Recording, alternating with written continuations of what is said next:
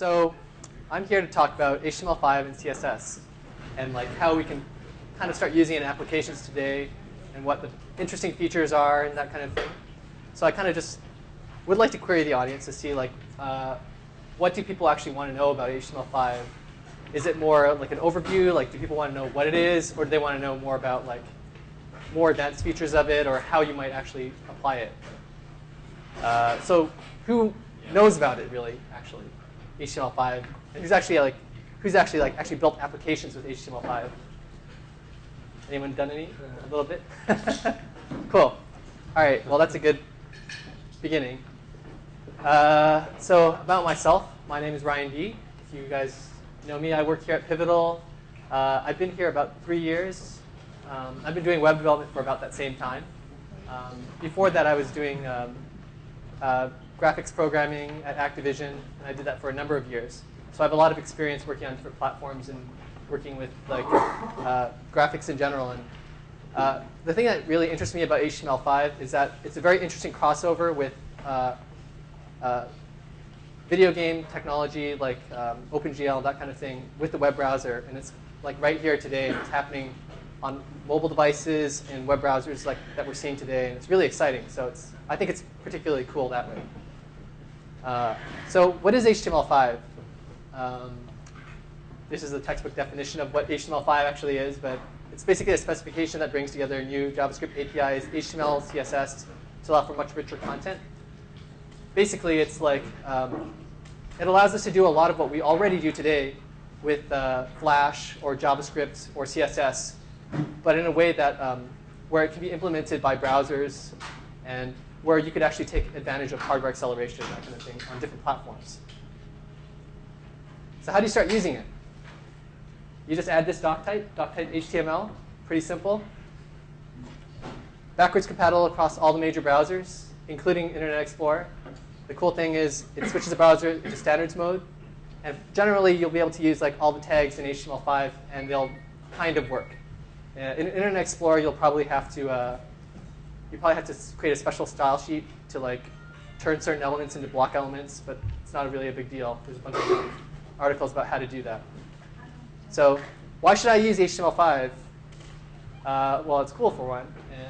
And actually, one of the big reasons I think is in order for the web to move forward, we need to like get off of technologies that are kind of blockers in performance and like code that we would normally like put into our own projects, like our own JavaScript code to build like complex effects and animations. It would be nice to have that like handled in a more standard way so that we could actually export that stuff to like the hardware where the browser can deal with it. It can like send that to the OS, and they can like deal with like creating like animation timers and that kind of thing. We don't have to do that in JavaScript. It will speed things up a whole lot more. And generally, like I'm all for like getting rid of code that I have to write. And I want somebody else to write it. If somebody else does it, all the better. It moves us forward. So what parts of HTML5 are actually ready today? Well, in the major browsers like Internet Explorer, they're kind of not really supporting HTML5 to the full specification. Like we're seeing like only about 30% of the spec being supported right now. So that's kind of a downer. But there are ways that you could still make some of that happen, at least, and you can still code for it. Across like the WebKit browsers, it's pretty high. You have about 90% of the spec being supported. I think in Chrome, even higher than that actually. And then Safari has like 80-something% or something like that. Opera is like in the high 80s as well. And Firefox is like 70-something% or something like that spec. So how can I use HTML5 today? Well, you can start with adding the doc type, and you can start using it already. So I would actually highly recommend doing it. It's a lot better than using like other doc types because it's kind of works across it works in all the major browsers, including Internet Explorer 6. And I don't really see any harm to using it. It's kind of like very similar to the transitional mode that we pretty much use all the time. So browser support for HTML5. There's like 2 of these sites that have very interesting visualizations. And I have them in my browser here. So this is like a HTML5 test. They basically have like described like different parts of the spec. And they have like your browser compatibility. So this is kind of like sort of like an ACID thing. It shows how many things that my browser here is actually supporting. It's kind of cool. And then there's this other one, which is like HTML5 and CSS3 readiness. And this is really just pretty.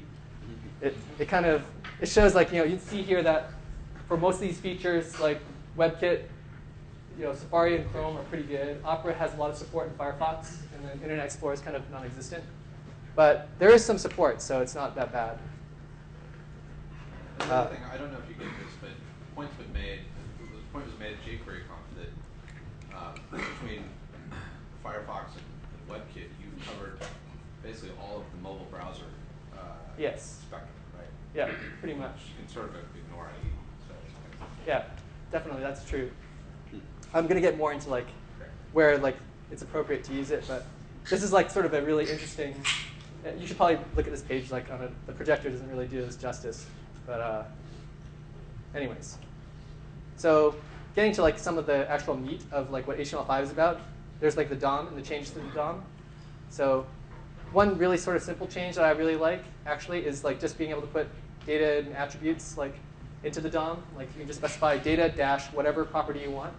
Put something in there, anything you want. So this is really useful for unobtrusive JavaScript because you can just like build up properties that you're going to operate on later, and it's really useful. So we do this all the time with rel and rev attributes, but it's kind of hokey, and it's kind of nice to use something that's actually hard to spec for that. So the other question to that is like, is the DOM the appropriate place to store this kind of data when you're building up like these complex things? I think the answer to that is probably yes, because we already do that today. But if it's very simple data you're trying to store, it seems totally fine. There are many new semantic tags to help you describe your markup. So these are the ones I highlighted because I kind of like using them, because like they pretty much describe most of what you're going to build on a page. You'll have a header, a footer, a section, article, aside, nav. There's like more than this, but these are kind of cool already because today we already do these kinds of things. We organize our markup. We name a div like a header. We name a div footer. We have like we have this semantic naming of the markup so that we can like organize things. It's crazy that there's no tags that we can just use that represent these things. So they finally gave it to us. So here they are. Isn't there supposed to be a foot tag that is the opposite of head in the DOM, and that just is stuff that gets loaded after everything else on the page gets loaded? Oh, foot tag? Yeah. Did that not make it in? I'm not sure actually. There's a lot in the spec that like is like it's hard to tell what's being added and what's new because like they can't agree on anything. But there could be. I haven't read about that. So. What happens if you use these tags in a browser that doesn't support it? So as long as you're using HTML, if you have the doc type set correctly, then it will like it'll try to do its best. I think in Firefox and Safari, they pretty much don't support like these things, but they'll actually just render as display blocks, so they'll kind of act normally as regular divs. So you can just use them. If they don't work, add a style sheet and style them yourself. It actually works to style these things like, if you just have a selector for section or article or nav, it pretty much works. There's like more advanced things that won't work correctly, but we're not worrying about like that's kind of being described in the spec, and it's not really important yet to do those fully. You could probably like have some JavaScript to do that. So you're saying like IE6, you can just name tags whatever you want, and it'll just create random. With the doc type, the doc type set correctly. And how did they backport a doc type into IE6? I mean, or did it always support doc type? I'm actually not sure like why it works in IE6 because I didn't think they made any changes, but it does actually seem to work. I think as long as any doc type is declared in IE6, it is standard mode. But it won't go into Quarks mode, which is the part that you don't want. Like that's the part where everything gets screwed up if it goes into Quarks mode, and it definitely doesn't turn into Quarks mode after this. Does anyone have any other questions on? Do these things do anything besides just render basically like a div? Yeah, pretty much that's what they do. Okay. That's pretty much all they're doing. But it's like now at least we can organize our content. We don't have to like come up with standards to name like what we call like a header. It's already named. We have like a section. A section kind of represents like if you think of your document like you have like headings and you have like content, something that would be like indented, like if you were thinking about it like an outline, that's what a section would be. That's kind of what they want you to think of in the spec. So you're saying even with the browsers that don't treat these tags specially, I can still use CSS selected by tag name? Yes, still works. So that's pretty cool. I didn't try this in like IE5 or Netscape Navigator, but like in all the browsers that people actually use, you pretty much can. So there's some new media content types, and this is where it gets really interesting because these are things that we've wanted for a really long time, like video, audio, and canvas. And I'll get to more of the details on these tags. So here's an old example of how you would embed Flash. I can't even put the entire example on slide because it won't fit. It's too damn long. So this is crazy. I mean, like, this is what you have to do if you want to have Flash video and audio. It's just like so complicated. And here's like how it is with HTML5. It's just like you specify controls, you specify your music files. That's kind of it.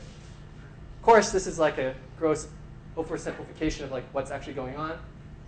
What's the controls in that? Controls is like if you want to have like audio, if you want to have like a video controls or audio controls, you have the browser to actually render the play. Yeah, it'll actually render the play button, that kind of thing. So it's an attribute, but it's an empty attribute. Yeah. Since when do you have that? I thought you said the controls equals controls or something. It's the same. Not checked. Yeah. You can do this in the spec. It's like part of an XHTML. It's not valid, but you can actually do this in HTML5. I have a question. Is there an XHTML5? Because if you were to stick this through a XML interpreter, it would blow up, obviously. Yeah. So are they just sort of like abandoning XHTML and Yes. just letting HTML5? Pretty much they're just abandoning it because it's like. So they're abandoning XML too. That seems kind of interesting. Yeah. Are they supporting Kinda too bad. XML syntax though? If you wanted to do controls equals controls? Yeah, I think it would just like you could do it. It doesn't matter. The browser's probably just going to ignore it. Okay. So this is what it wants in the spec. So it doesn't really matter. Like if you specify like controls goes to true, then it will be like the same thing. Anyone have any other questions on this? So this is great because it's like, you know, you don't have to use. We could continue doing video this way and require people to have Flash, or we can just like do this and make our lives a lot easier. So that's like one of the compelling things about HTML5. Like we should just use it because it makes our life easier. Of course, there's the issue of supporting codecs, and this is like kind of the big deal right now, and like ongoing battle between different vendors. So it's basically competing video standards. The specification didn't actually say anything about what what formats are supported. It's just like, well, here's some video formats that we think you should probably implement in the browser, and you know, here's some audio formats we think you should implement. How do you customize the controls on the audio and video? So they'll give you like, if you had controls, you'd basically, it's going to give you like whatever the browser wants to give you. So it's like up to the browser to decide that. But if you wanted, you can build your own like, if you want to customize it and make it like very special, you build your own thing with JavaScript probably, and then you could delegate to the events that you can set. There's like a bunch of events for like playback that you can hook to, so it's pretty cool. If you give that thing an ID, you can just like select it and call .play. Yeah.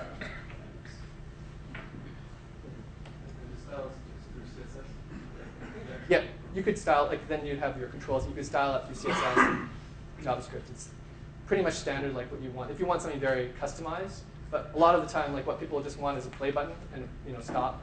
So like controls, like minimal controls is really just useful just to get going.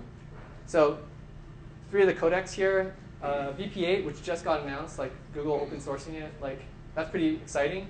And there's Theora, which is like the older VP3 standard. That was like Zip.org, I think. I can't remember exactly. And then H.264. H.264 is like being pushed forward by Apple and pretty much by Apple as their standard format. I think people are really trying to push for open source formats because, you know, we would like to have more open source formats out there and not have licensing issues when we build browsers. That's really what Firefox is fighting against right now.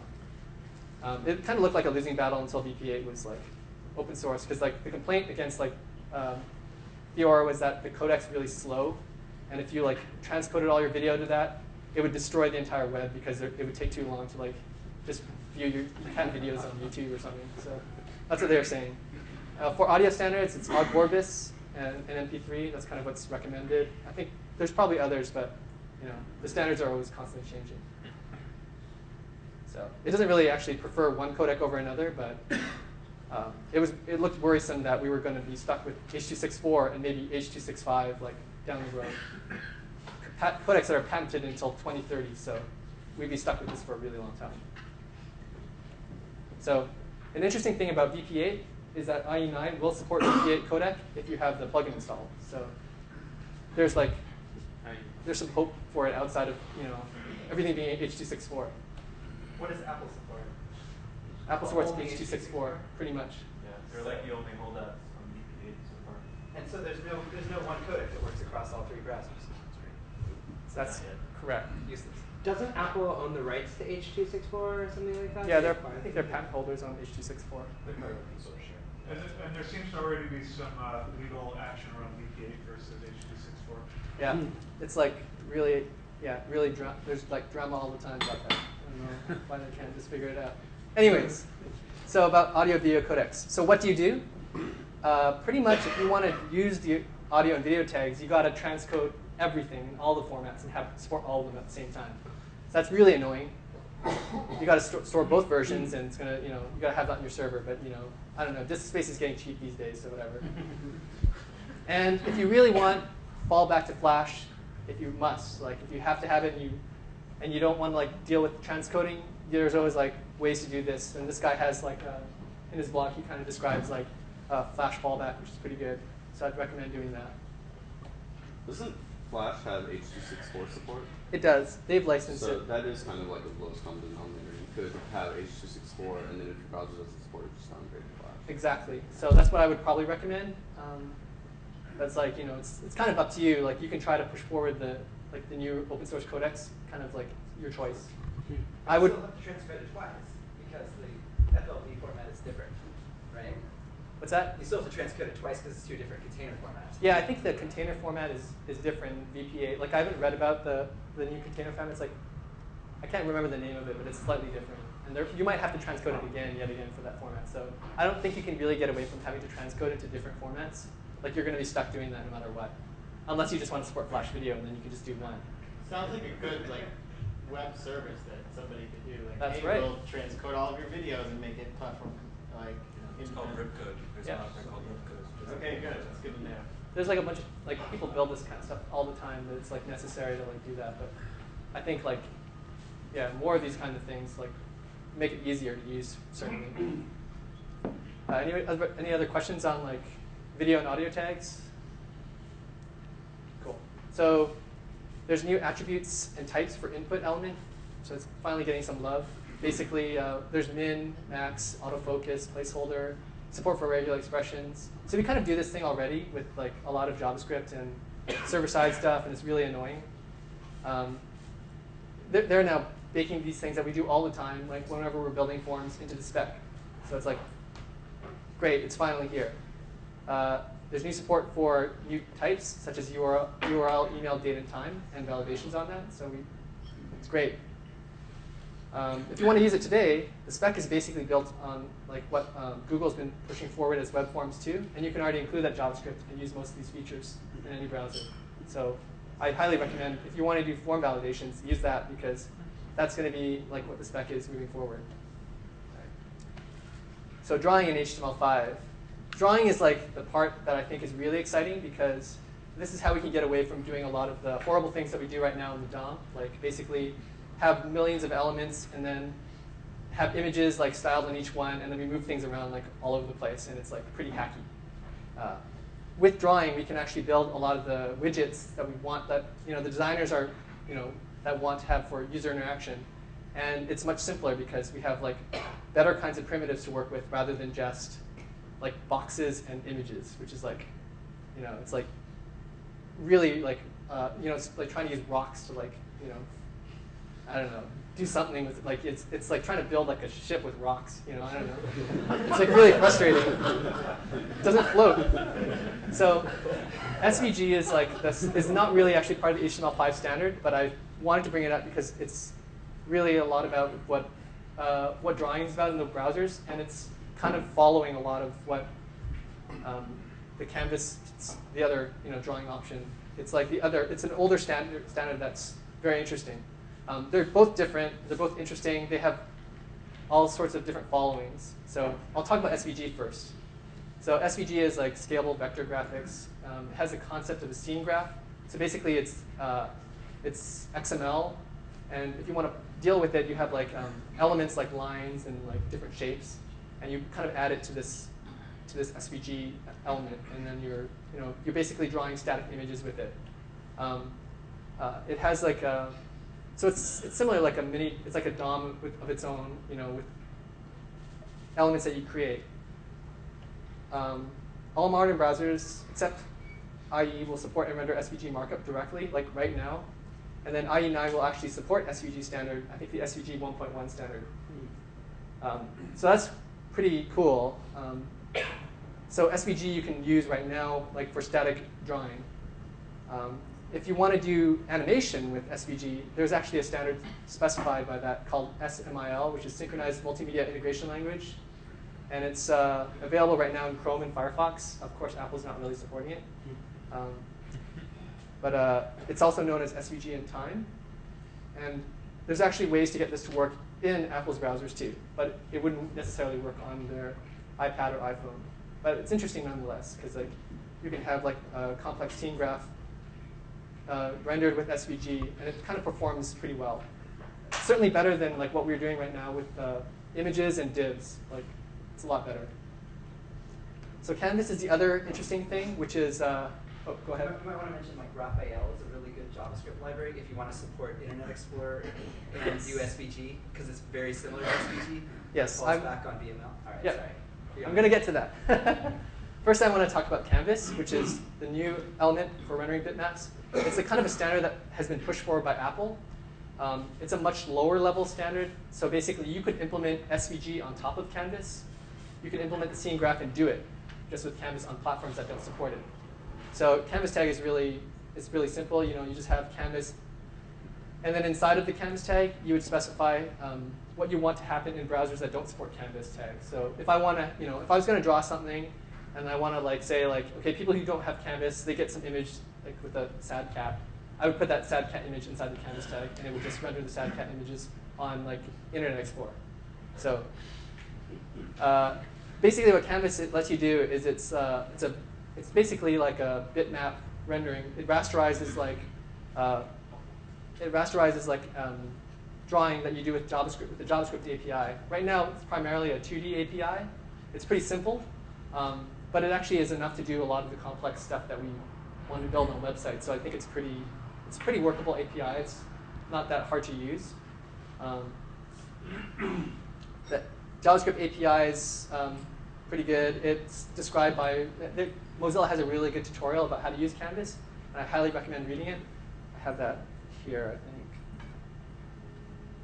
They kind of talk about all kinds of crazy examples like, transforms and transformations, and I think they have an animated clock example with Canvas. But it's really good. I think when I first started playing around with Canvas, I read through this tutorial, and I thought it's just a really good place to start if you don't know where to start with Canvas. Also, there's like a cheat sheet that describes like all the Canvas actions, and I would totally recommend reading that because it's just if you need to know like how to do something, it's a good like reference. So currently, Canvas describes a 2D API, but a 3D API might be supported as WebGL using OpenGLS underneath. That's kind of like in discussion. Like that's not part of the specification yet. It might become one day, and if it is, it'd be really exciting. So performance of Canvas versus SVG. Like people ask me this all the time, like, or where should we use Canvas and where should we use SVG? So Canvas is like a lower level implementation, as I mentioned. It's just basically drawing an image, and you have like a JavaScript API for that. And SVG could be implemented with Canvas. So SVG is the scene graph, and if you have like a lot of large elements on it, and you change like small things with those elements, like maybe let's say I render like a map, and then I just change the color of I want to draw a city marker with a star or something like that. It's easier for me to just change that city marker with SVG because you just modify that one shape, and it wouldn't necessarily need to redraw the entire thing, versus Canvas where you need to basically redraw the whole image if you change anything. So if you're basically doing like drawing large static content, SVG is probably going to be better performance. Of course, if you have a lot of elements that you're drawing with SVG, SVG is the scene graph, and each of those things that you're drawing is an element, that's going to incur extra cost, versus Canvas, which is just going to rasterize a bitmap. It's faster. So this is from this guy's blog who actually did a performance analysis on Canvas versus SVG. And he says, basically what I just summarized. If you look at his blog, he has like these pretty nice graphs of the performance varying over time. You can't really see the colors here, but he kind of shows it in all the browsers. Can you zoom in a bit? This one is SVG, I think, and this one is Canvas, I think. So as you get more objects, like the render time is going to increase like a lot more. Canvas is pretty flat, except for like, I think Safari Canvas kind of does something weird, and we don't. And he's like, I don't know why it's doing that. They have some weird implementation, but So I would definitely check that out if you're interested more about the performance of these things. So this is where, like David mentioned, there's like ways to get this kind of drawing right now. The first one I want to mention is SVG Web, and it's basically being pushed forward by Google. So it basically supports SVG 1.1 and SMIL, so SVG in time, so you can animate with SVG. And on platforms where it's not supported, it's actually using Flash. So you can have you can implement stuff just with that, and it would kind of work. SVG support for VML is available through Raphael, and it actually has its own drawing API. It's pretty cool. It's worth taking a look at too. My only concern with that is VML is extremely slow. Like it's a pretty bad standard, and then Internet Explorer, it's actually supported from IE6 or IE5, but as they've kind of implemented like newer versions of the browser, they actually don't support VML like the same. So it's actually gotten worse as you get to IE8. So IE6 was actually better than IE7, and IE7 is like actually worse than IE8. So they're it's kind of like, I don't know what Microsoft is doing with that, but I wouldn't rely on VML for performance because it's just slow. There's like other image animation libraries built on Canvas, Processing.js, which is a jQuery kind of based one, which is also really cool and worth looking at. If you want to have support on Internet Explorer, though, they're just using Xcanvas, which in the end is like rendering using VML. So it kind of sucks still again for performance, but that's Internet Explorer. And the Canvas support for VML, as I already mentioned, Xcanvas, which is another like project that's I think backed by Google, I think. Anyone have any questions about like some of these drawing alternatives? Okay. So onto the JavaScript part. So the first part of like some of the new JavaScript APIs are drag and drop. So there's like drag, there's like a bunch of events. It's like pretty crazy. Pretty much lets you do everything you want to do with drag and drop, but it's like kind of a complicated spec. Like you have drag start, drag enter, drag over, drag leave, drop, drag end. I think Microsoft actually helped build this spec. That's why it's so complicated. And a lot of people are complaining about it, but it's actually in use right now. Like you can see it in Gmail. I think they're using it. You can also implement. I've seen like an implementation of it with jQuery, and it works pretty well. But I think it's actually like it's ready to use, and actually all the browsers pretty much support it. So it's interesting. Application store. I'm going to kind of gloss over these. You basically specify HTML manifest, and then you can like set something so that you can cache things inside, and the browser can like retrieve things. There's data storage, key value storage on your site. You have like a web SQL database, and then Firefox 4 is talking about doing a native JSON store, which is really useful and pretty awesome actually. But that's not coming for a little while. There's a geolocation API. This is really interesting. It has a really simple integration point. You kind of check for navigator geolocation, and you get back a position object which has coordinates, and then you can just pass it to whatever your favorite mapping library is, the latitude and longitude, and there you are. You have geolocation. Do whatever you want with it. Really simple. That's just all the code for it. There's actually a guy's site who goes into a lot of detail about like this processing. That's drag and drop. Where is it? I think this is the geolocation demo. And he has, I can search for different things like, I don't know, 731 Market Street. And then it like finds my location. I don't know. 731 Market Street, San Francisco. Yeah, there you go. Anyways, geolocation is kind of cool. A lot of different sites are already doing it right now. Web workers, similar to Gears workers. If you guys work with Google Gears before, you kind of like know what that's about. It's actually like specified like in the specification. WebSockets. So WebSockets are interesting because they're basically bidirectional full duplex communication channels. So you can kind of build your own protocols. It's not actually part of HTML5, actually. They've actually moved it out to its own specification.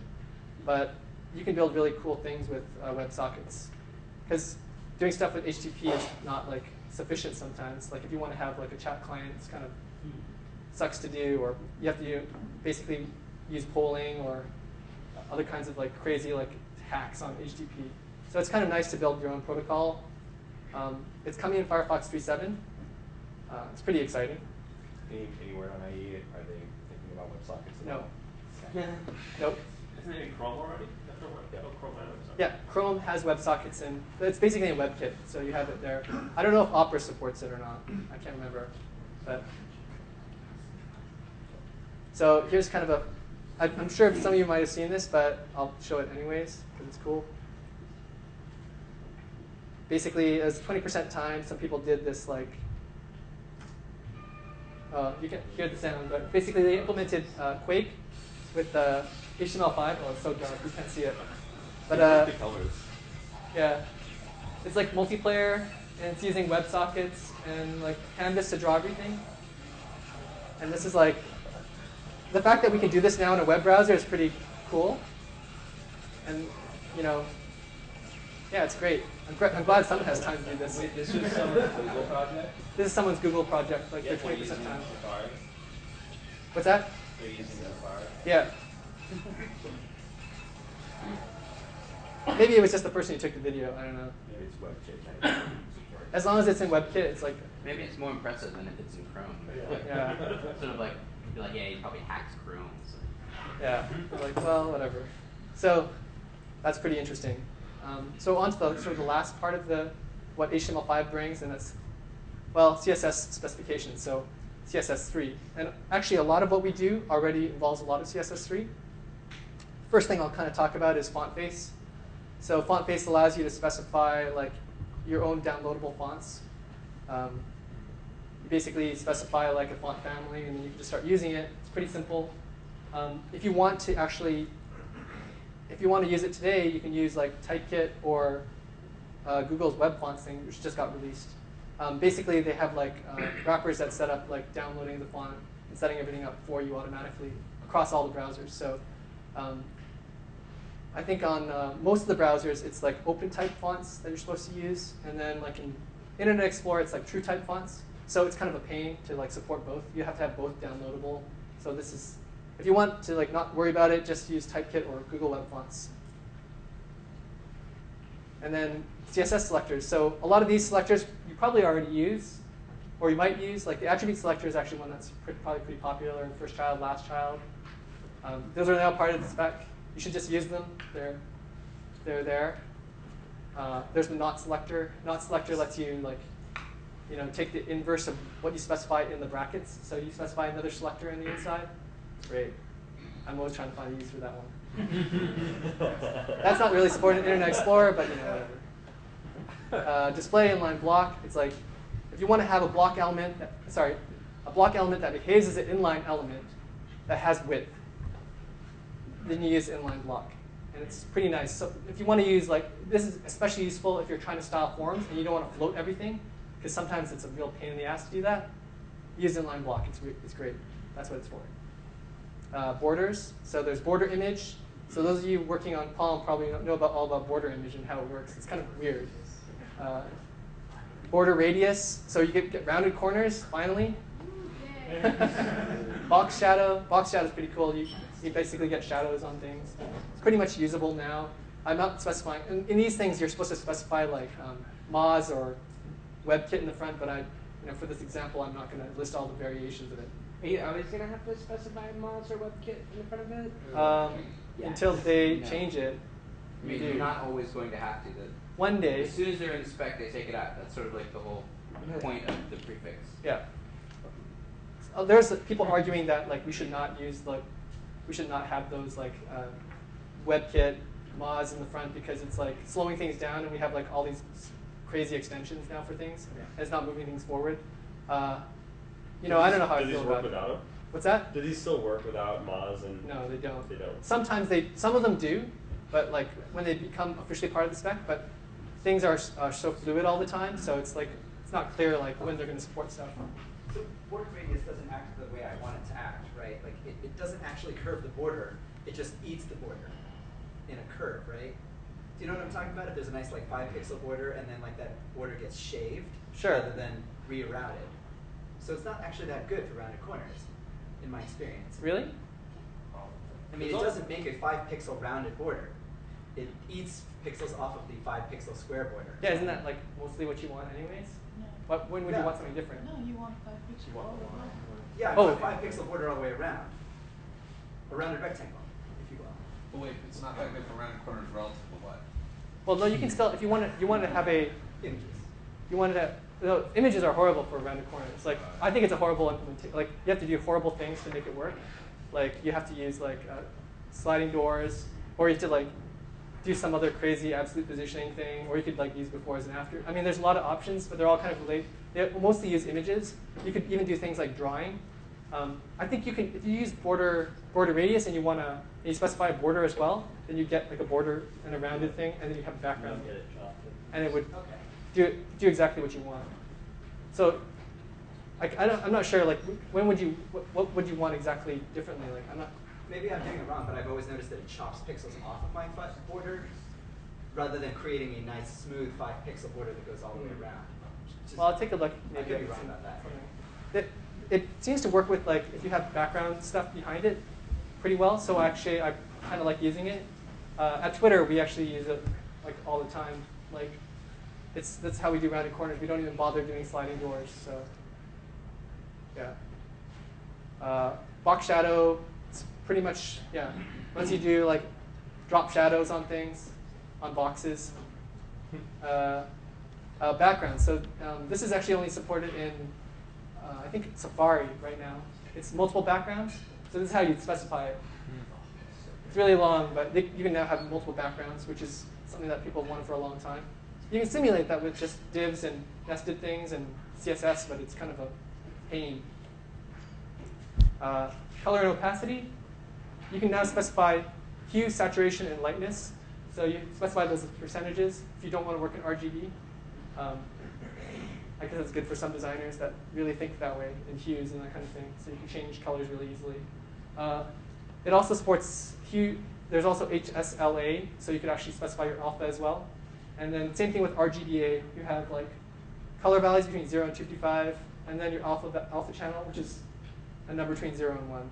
So you can now specify colors that way, which is nice. The nice thing about using RGBA over using just opacity is that it would apply only to that element. So sometimes you want to specify like a different opacity for something and color, and it would kind of change onto every single thing that you add it to. This will only apply that opacity, that alpha change to the element that you styled. So that's why it's extremely important. So it's just not inherent, basically.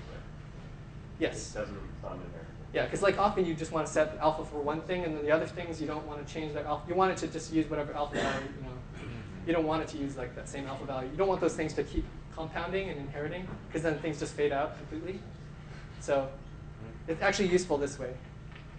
Like what you'd have to do in the past would be you'd have to have a separate element that's outside of it, but positioned at the same place. So it's just like, it's a nightmare.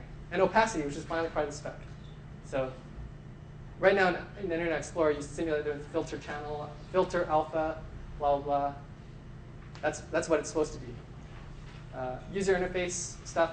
So this is one of my favorite things in CSS3, box sizing, which is like what everyone wants to do all the time. Like change this. So basically, box sizing, there's like the default setting is content box. And that's the way that it currently behaves, like what you would expect. If you specify the width on something, and then you add padding, and you add margin, all those things get added, and that element becomes bigger. So if I had something that was 500 pixels wide, and I had 10 pixel margin, and then I had 10 pixel padding, it's going to be like 500 plus 10 plus 10 plus 10 plus 10. So often, I don't want that because like it changes the width of things. So you can use box sizing and change the padding box. So if I say the width should be 500, it's 500. It doesn't change. It adds the padding to the inside, which can be confusing. This is especially useful if you're trying to style form elements because you don't want them to change in size. And this is like the only way to do it. I mean, you can simulate the same kind of thing with markup, but this is cleaner. So it's nice. Resize. Resize is a CSS property you can add to text areas where you can basically grow or shrink the text area like horizontally or vertically. It's been around in WebKit for a long time. An outline. Outlines are basically borders that don't necessarily have to be square, and they don't add like a sizing to things. So also very useful. That means that basically if I add a border on something, if I added an outline on something, it wouldn't necessarily become bigger by 1 pixel, like, or 2 pixels, like height-wise, 2 pixels width-wise. It would just be like, if it was 500 pixels wide, the outline would apply to the inside of it. So it's kind of like similar to like what I was talking about box sizing, but it's very useful. Hey Ryan, do you know what the browser support is for box sizing? Box sizing is supported in everything except for IE7 and IE6. Yeah, so you can use it everywhere else. I think there's also like there's actually a different property too. There's like border box and padding box. I can't remember now. I know padding box is the one that I always want to use, but I think there's a border box one too, which is slightly different. There's like a couple of articles on that specific thing, but that's kind of something that we do all the time. We just usually create extra markup to accomplish that and add margin or padding to that extra markup. It's just, I like it. I like having the ability to even do that.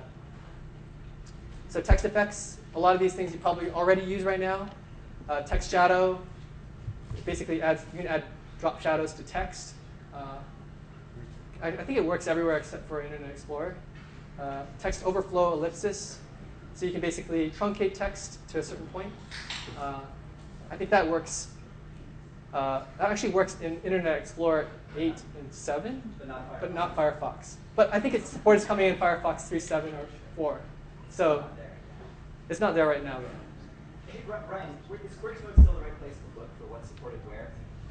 Actually, yeah, Quirky Mode's pretty good, but there's another site that actually is mentioned in the slides. And I think this website that looks really nice. It's called When Can I Use?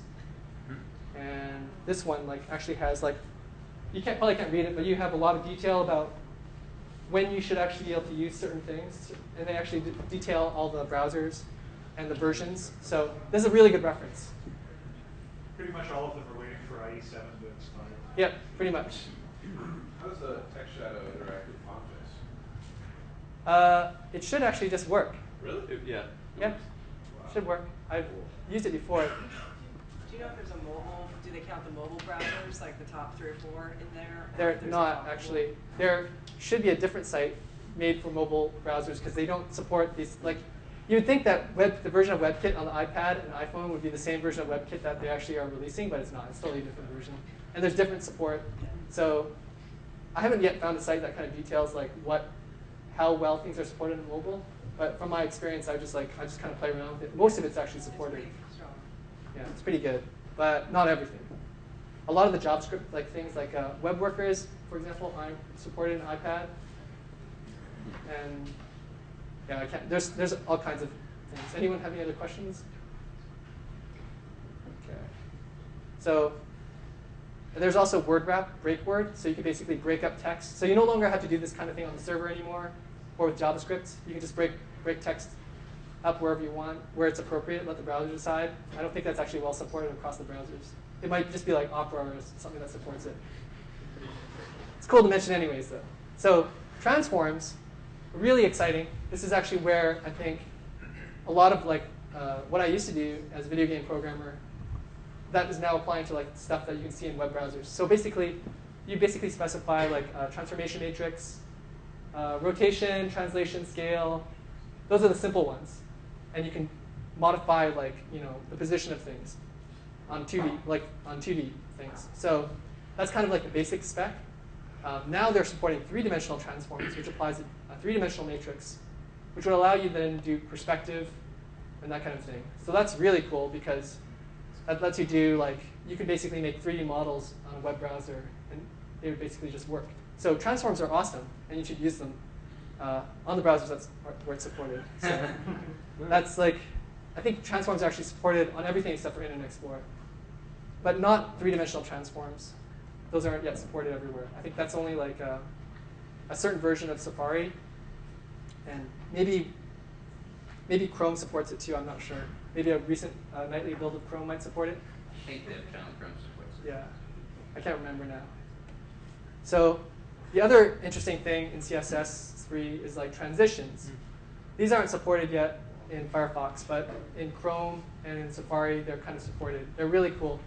Basically, how we would animate effects in the past, like CSS effects, we would use JavaScript.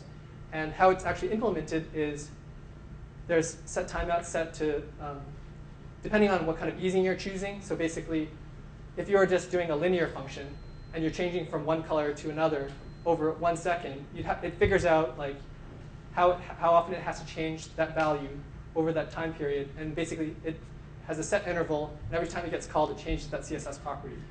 So that's extremely expensive, especially on like mobile platforms. You don't really want to do that because it's like you just have this single set timeout, like tons of set timeouts. So if you do a lot of animation on like an iPad, it just can't operate. So what did Apple do? They came forward with transitions.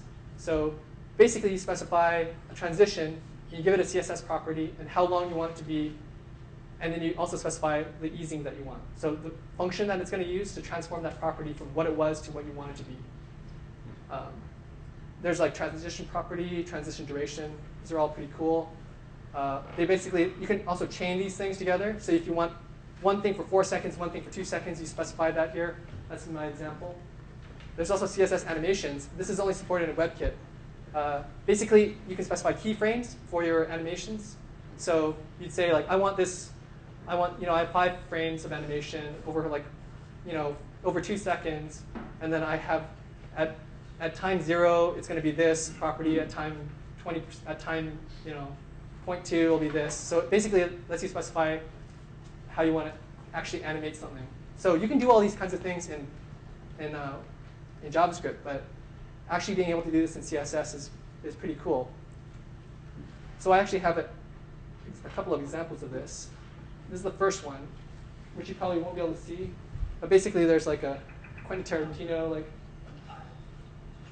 basically talks, and this is all done through CSS and transitions. So it's pretty neat.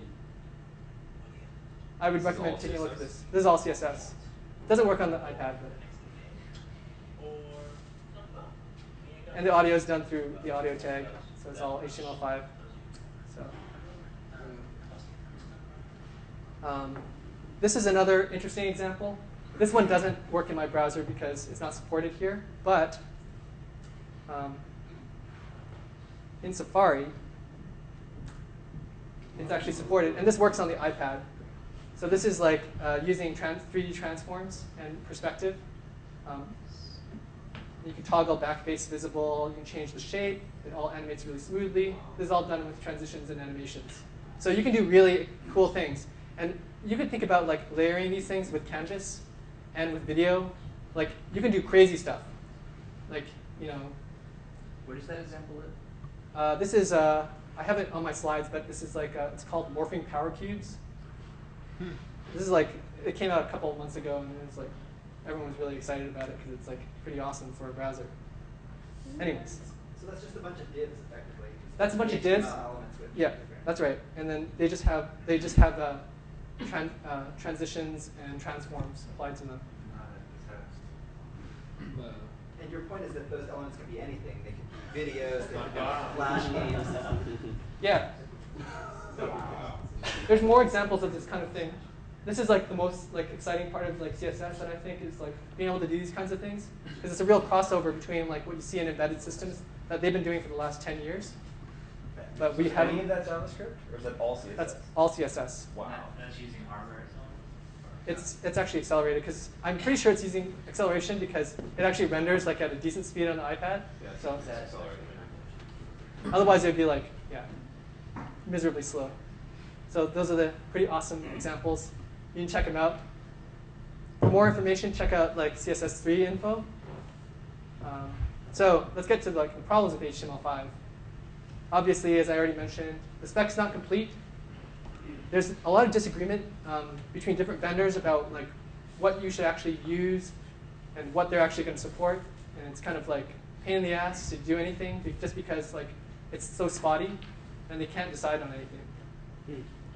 And the browsers just have like varying levels of support for these things. So what do you do? I think the answer is you just have to look at your case-by-case basis and say like, where can I use CSS3 and HTML5? Where is it most appropriate? If I'm on a mobile platform, I should be using it if it's like a smartphone. You know, all the smartphones pretty much support it, and it's pretty nice to use, and it will save you a lot of time. Is the app media tag still in the spec, or did we just abandon that? I think it's gone. It might still be supported in some of the browsers, though, but it's not. Really, so. Yeah. Okay. Some like nightly build might have like done something. They might have like experimented with it, but I think it's pretty much gone. Highly interactive media sites. So if you're building something that has like a lot of video, audio, and you're drawing a lot of stuff, and you have like lots of drag and drop, probably just use HTML5 unless you want to build a Flash site. So, or Silverlight if you want to do that. And if you're on a web platform that's not IE, I would consider like using HTML5. If IE is not necessarily your main target, but I think the right thing to do is to degrade everything across all the browsers for the best experience. So a lot of what we do here, we're very much obsessed about pixel perfection, but I think that's like not a good thing to do because like the browsers just don't support this evenly. So what do? You should just have like a minimum level of support that's like layout and functionality, and then other people can they might have rounded corners, other people might not. Some people might have transforms, and some people might have like static images. But the experience doesn't have to be exactly the same for everybody. I think that's the takeaway that I have from it, because if you want to use these features, not everything will be available yet. And we might have to wait years for Microsoft to adopt some of these standards. And we need to move forward. So I think it's very important that we do these things. So what can you do? Use fallbacks in Canvas, support video and audio with Flash. You really have to. Write defensive JavaScript. That means like test for these things before you start using them. Don't just start like looking for geolocation and web workers. Don't assume they're there, because they may not be. And interestingly enough, the way that the browsers actually implement like these things is different. So you have to check for support in different ways. So it's a little bit of a pain in the ass. And use CSS to support tags that aren't there. So write a style sheet that styles like an aside or article tag or section tag. Get what you want out of it. You can do that. CSS gives you the power to do that now. So what about more complex features? Check out Modernizer. Modernizer is really awesome. Basically, it's a JavaScript library that analyzes like the CSS and HTML that you have, and you can use like the new features. It doesn't actually make those features work, but it basically creates. You can't read this now, but it will create classes that you can style like for CSS that you're using. Things that aren't supported, like you might have no multiple backgrounds and multiple backgrounds, and that gets added automatically. Then you can add your own CSS aside from that to like style that differently. So you can just hide things completely. On one hand, I might have like SVG support, and I can check for it, and I can just get rid of it with Modernizer. So it lets you do that kind of thing. It also builds support for all the JavaScript implementations of things like web workers and WebSockets. I think it's supported, actually. I'm not sure. Web workers are supported. I don't know. WebSockets aren't in the spec anymore, so you'd have to look at that. But at least it's a one place to check how everything works. So I would definitely consider Modernizer if I was building something HTML5. So how much extra effort is it to build a site that works well in HTML5 and have a reasonably degraded experience for people not able to use that? I think it's pretty good. I built stuff for IE6 and then try to make it work, and it's almost the same level of effort. As long as in your mind you always have you're just going to degrade things and you're not going to do pixel perfection, you won't kill yourself. If you want pixel perfection, that's a different story altogether. You might as well just use Flash then. Well, doesn't this fall into the heading, if I'm not mistaken, of what people are calling progressive enhancement? Isn't that what Sure. we're talking about here? Yeah. I think that there's stuff like in jQuery UI, things that cleanly kind of does this for you and helps you fall back. Yes. Right. Yeah, there's all kinds of different libraries. They're implementing it all through JavaScript. So, it's definitely something there. I think that if you use libraries like this, it will certainly help you along the way. There's a lot of jQuery plugins where the people implement different parts and try to defensively do things. So I think there's a lot of support in the community for doing this, for having this kind of support. So yeah, progressive enhancement or like degrading. But if you can do that, I mean, does it like double the effort for your front-end work on your application? Or I wouldn't say so, actually. because like IE6 support pretty much doubles your effort level. So Well, it depends. I mean, like, if all you want to do is like show. sure, Yeah. depending on how close you can get. But Yeah. I was just going to ask, so I know the article and section, all those new tags help us better semantically define the content. Yeah. But could you quickly just summarize what they took out to keep people from using like presentation, putting presentation in the HTML? Like, isn't it illegal to use like the font tag officially? It's out of the spec now. Oh yeah. I know it'll still work, but what else did they kind of rule out? They removed like a bunch of like they removed like a lot of the styling. Like I think. Blink?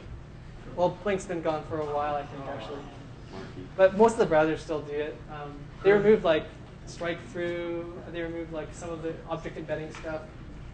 It's different now. Like you can't have.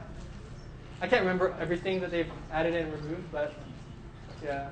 But I mean, the implication. I mean, it's just like a bit more nudge for people to stop doing bad things like that. yeah, I think so. Like, because most of the browsers actually still, most of the browsers will still like, they'll still render those things. Okay. They may not necessarily actually do those. Like, it may not actually apply the font or apply the strike through, because once you're like using something that's deprecated, you're on your own, like pretty much. I think there's also a few like HTML5 validators that you could actually check out.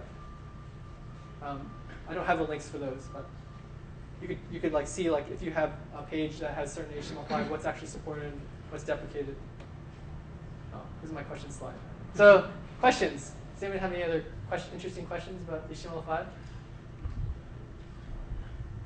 I just saw this thing. I don't know if anyone's ever had any experience with it. It's like a Google Chrome frame. I'm not sure if that was just for Canvas. Has anyone played with that at all? Apparently. That's like another way that you can support HTML5 in Internet Explorer by embedding Chrome into Internet Explorer. So it's kind of a, I mean, you can do that, but it's like a plugin. Yeah. And I'm not sure how much buy-in they'll actually get. Uh-huh. But I mean, it's worth a try to do that. Yeah. So there's like a little bit of meta information you stick in if you want that, if you want to use that. But that certainly will get you HTML5 on in Internet Explorer 6. But you're really rendering Chrome. Yeah. How in general is IE8's CSS3 support? You're only targeting IE8. Are you more or less in the clear for most of the things you want to do? Most of the stuff that I talked about today, you're not. Like the transforms and transitions, like those aren't all, like IE9 isn't even going to support a lot of that stuff. So it's sort of a rough thing, but I think that you can use things like Modernizer to help you out. You can at least degrade gracefully, or have progressive enhancement of those elements, whatever you want to call it. You know, however you want to slice it. Some of the stuff is supported though. IE9 is going to support border radius, for example, so you finally get rounded corners.